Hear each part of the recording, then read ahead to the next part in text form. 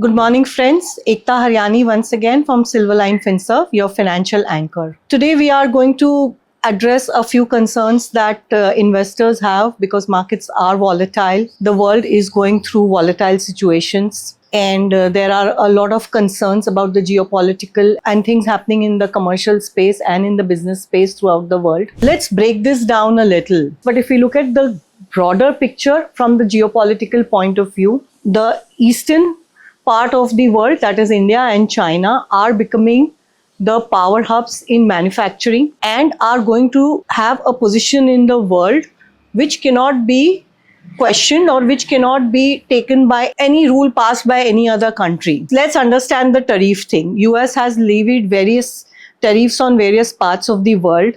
But how is this going to impact US itself, and how is this going to impact India and the China belt? While US is levying this tariff, what is missed in the whole scenario is that it is going to have a huge pressure on the US economy itself. Eventually, the burden of this tariffs is going to be somewhere borne by the people of US only, and it's going to put further pressure on the already struggling US economy. Let's see how this pans out, because this is a commerce war. This is a war of economies. There is going to be war in the commerce space. There is going to be war in the virtual space.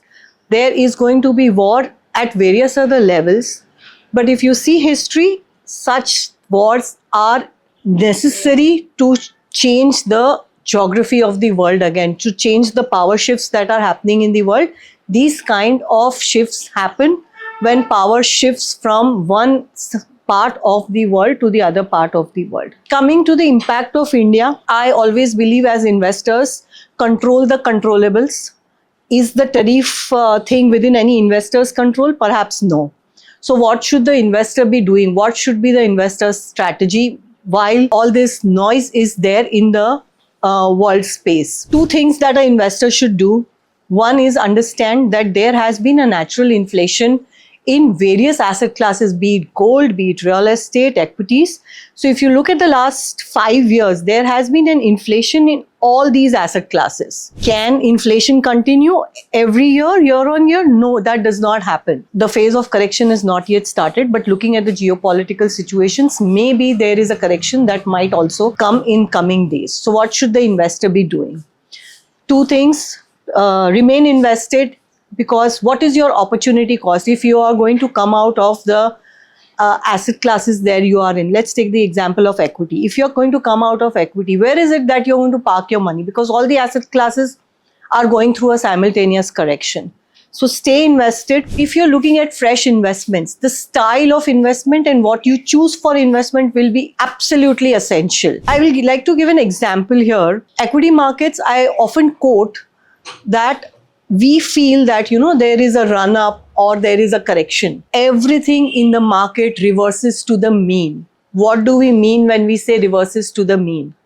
Equity market eventually is a reflection of the performance of your companies and a reflection of the performance of the country.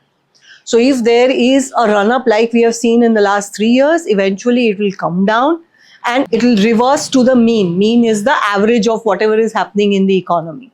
So what we are seeing today is a reversal to the mean. Every cycle will reverse to the mean, whether it's on the upside or on the downside, it will eventually reverse to the mean. So when the markets are very, if there is a one-way run-up, people feel that it's going to continue to run up, and when it's falling, people feel that it's going to touch a bottom. None of that happens. Market comes back to its mean, and investors in the equity space will continue to make the returns that the Indian economy is going to make. Now, what is going to happen to the Indian economy considering what's happening in the world space?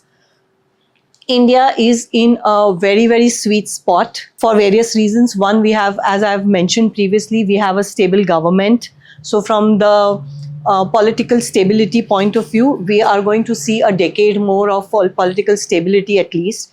This is going to give a lot of confidence to the foreign investors to come into the country now. Business ease is increasing by the day. Also, infrastructure-wise, India is going to only become better from here. China is going to be at a huge advantage and it will continue the advantage that it has. It's not going to lose its advantage whatever is happening, whatever noise is happening in other parts of the world. So if India's fundamentals are in place, the political situation is in place, India is yet to see the mushrooming into a developed economy. This entire decade I have mentioned is going to belong to India. Investors should continue to remain invested in India. How you invest perhaps will be very important now. What asset class you choose.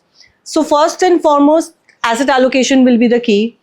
How you invest and which asset class you choose. Now let me give you an example here. In equities, as I said, everything reverses back to the mean. Another important thing to remember especially in the equity market is to not forget that as much as compounding is a very important factor which really creates wealth, one needs to understand the impact of negative compounding. What do we mean when we say negative compounding? 100 rupee stock or MF or whatever, in tough times, if it corrects down to 20 rupees, what the portfolio is essentially losing on a pure percentage basis is 80%.